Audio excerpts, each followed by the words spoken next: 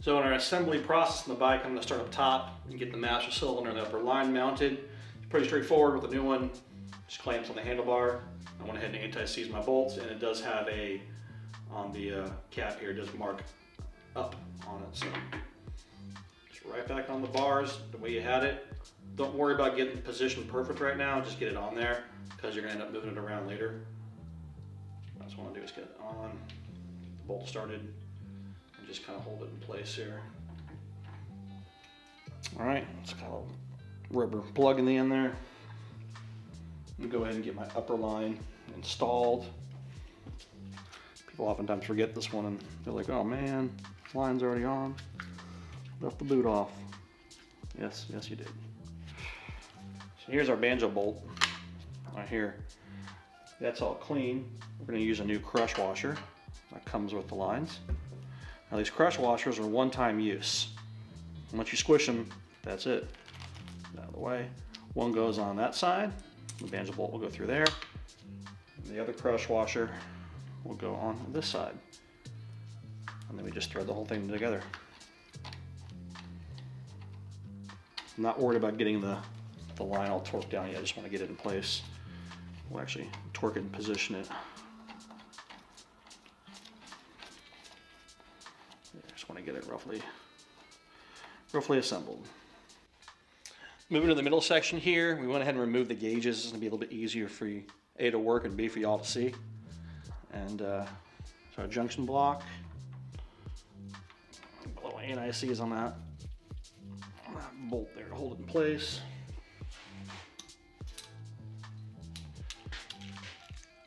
Not going to go crazy with it because I'm going to take it off in a little bit and you'll see why. But for now, I'm just going to get it there so it don't move.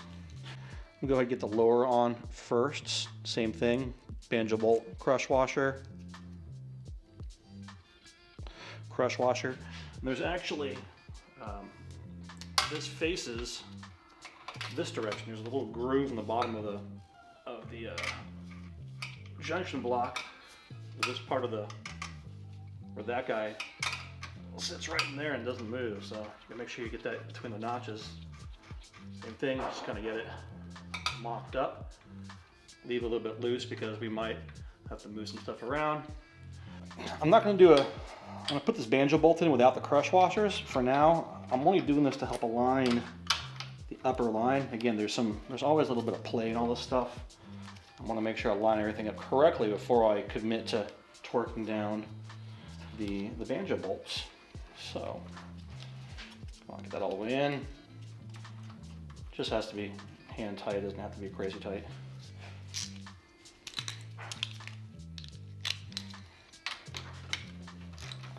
I'll be taking that back out in just a minute. You'll see why I end up doing this kind of back and forth stuff, is to keep us from doing more work down the road. Get my kind of routing of my line where I want it to run. Because we'll put the gauges on like that.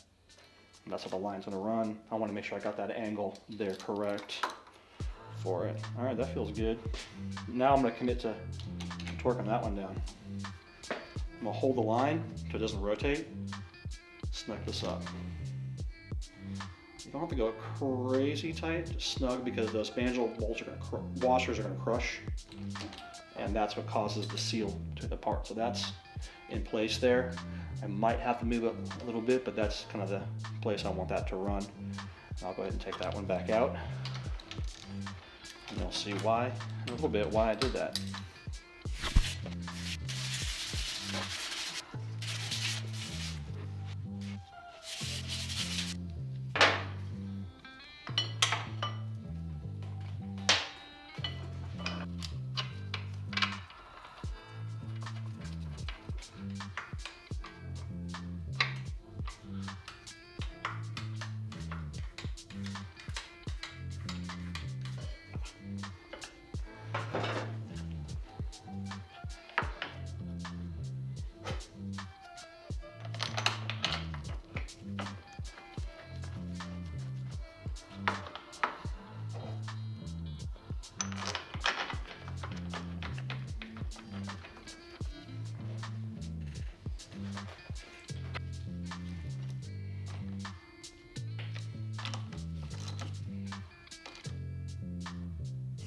So caliper and swing arm are roughly mounted. I left these two upper bolts for the swing arm off in the fender so I can flex the fender here and get the hardline in, and you'll see why after we actually kind of purge the system of error why I did that, and then we'll put them in later and we'll end up torquing everything in spec once the whole system is actually assembled. Put this hardline in here, but I'm just going to get it kind of hand tight. I'm doing it for positioning to line up all the parts and pieces. I will be taking this off again in a minute. Just kind of roughed right there, and then just a hair more with the wrench for now. And now I'm going to attach the lower line to this permanently. Bend that out of the way a little bit, give it some clearance. There we go.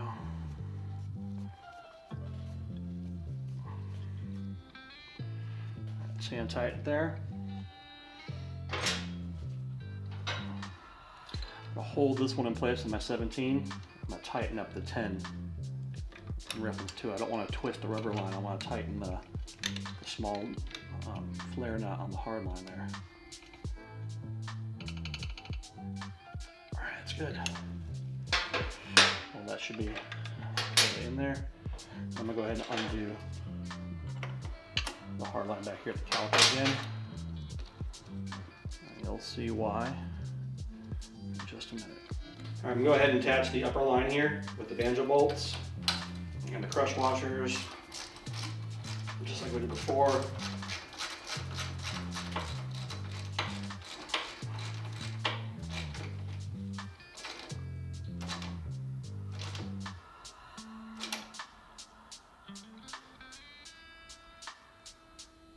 Feels good. I'm doing something a little different. We're going to bleed this in a very particular way to make it easy for y'all without the high performance tools. I'm actually going to take off the junction block now. We can reinstall it later. And we're going to purge all of the lines before we attempt to bleed the caliper. So we're bleeding the lines in the master cylinder first using this configuration, so we don't need any special tools because I know a lot of you don't have them. The master cylinder itself does not move an incredible volume of fluid every time you squeeze the lever. So if we attempted to hook everything up and bleed at the caliper, you're going to sit there all day squeezing this lever and nothing's going to happen because all of the air that's in the line here is going to act like a spring and it's going to push back. So what we're going to do is we're going to purge all the lines first, get all the air out of it, and then we're going to run the lines back down to the caliper and bleed the caliper in a two-stage process. I'm going to open this up. You can see inside the reservoir here, nice and clean. And we're going to submerge our line here in the fluid, and you're going to watch bubbles, bubbles, bubbles. And we're going to keep going until we get all the bubbles out of the system. So put that aside here for a second.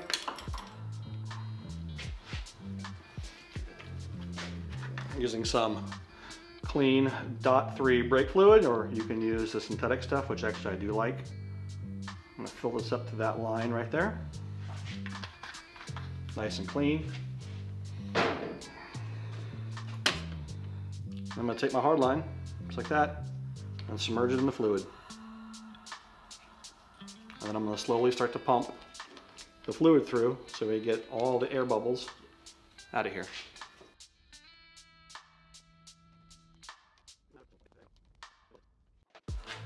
Something else you can do to help speed yourself along is you can tap on the cylinder there. Start getting some air bubbles coming up, like that. The more air gets worked out, the faster this thing ends up going. It tends to be kind of a sliding scale. You guys can't really hear it, but I can hear this thing gurgling right here, which means we're starting to get fluid into it. All right, so here's our test. I think we got most of the air out of this line now, for the most part, I think. Go ahead and leave that lower, right there, right there. All right, here's our test. I have the, not squeezing the lever. I'm gonna pull the line out. I'm gonna squeeze it. We're gonna watch it squirt. Hold the lever resubmerge the ends so we don't suck any air back into the system. All right, that looks pretty purged to me.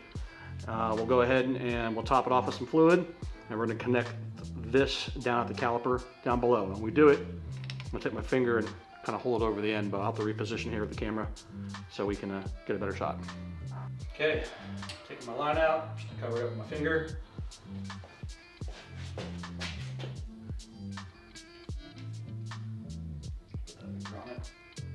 Run the line where it's about to go. This is why I left those two bolts up, off. Snake that down here. Got my 10 mil handy. I'm gonna go ahead and attach this to the caliper. It's gonna make a little bit of a mess, but this is gonna be the easiest way to do it. Here we go.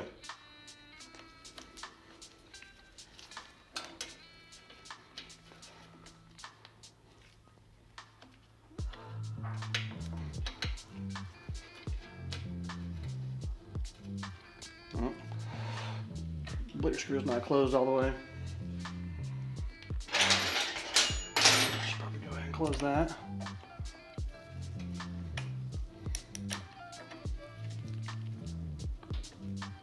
Drip, drip, drip, drip, drip, drip. We don't want that.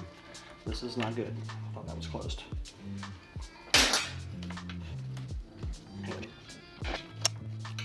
Alright. A little bit of a mess, but not too bad. Been better if I had my bleeder screw closed all the way.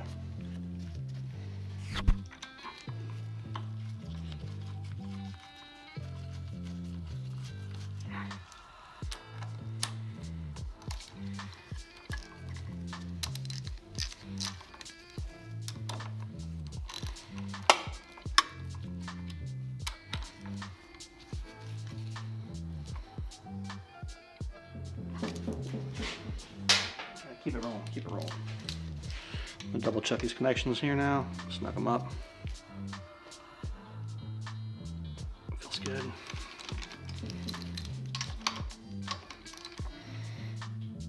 Feels good. Feels good.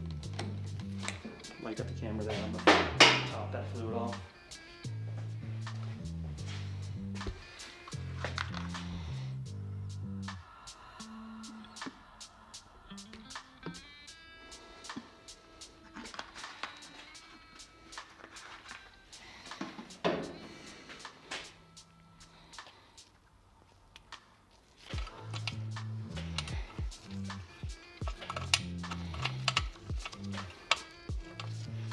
Got a hardline hook to the caliper, everything on the swing arm, all the bolts have been put back in and tightened down. I'm going to tighten up the final two caliper mounting bolts here, make sure they're good and snug.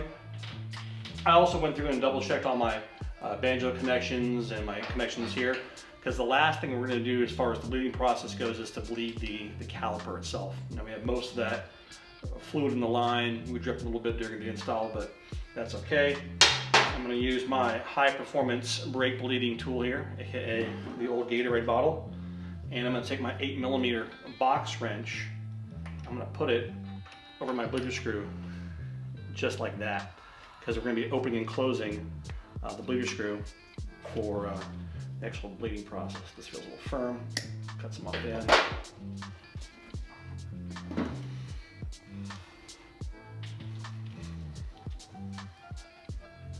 Go. Nice tight fit there. So the bleeding process is going to be very sequential. Up top, I'm going to squeeze the master cylinder lever and I'm going to hold it. I'm going to open up the valve here. We're going to watch some fluid and bubbles pop out. I'm going to close the valve. I'm going to let go of the lever. I'm going to do that process until I get all clean fluid coming out of right here. I also want to make sure that my master cylinder stays topped off of fluid. I don't want to run dry, be sucking air. So, squeezing the master cylinder, holding, open the valve. Oh, look at that, a little bit of air and goo. Close, let go of the master cylinder. Squeeze the master cylinder, open my valve. Close my valve. Let go of my master cylinder. Squeeze. Ooh, I'm filling it firm up already. Open. close. Okay, I'm pretty confident about, we got all the air out of this thing. The lever is pretty firm. So what I'm gonna do is I'm gonna go ahead and tighten this down. Pretty snug, that's where it wants to be. I'll take this off. I'm just gonna kind of peel it as I take it off. It'll keep you from making a big of a mess. See that bubble? There it is. All right, bleeder screws off.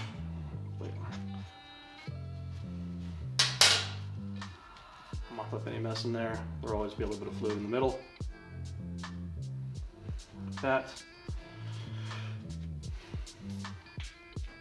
And the last step in all this is I'm going to adjust this caliper swing arm drag, and what it does is it changes the position of the caliper in relation to the rotor.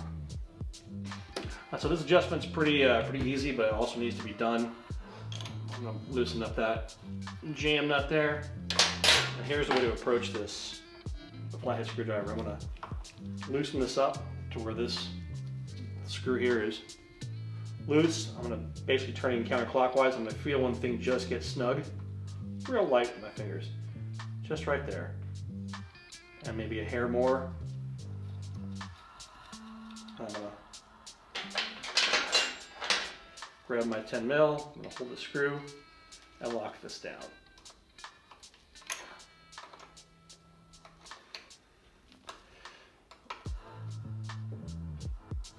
Not to be crazy tight. All this does is you want this inner pad to be just kind of touching here on the inside of the rotor. So right when you feel that screw kind of firm up, that's the spot. If it feels like it's dragging, you can always loosen it up just a hair. But that's about it. It's good bubble fluid in there.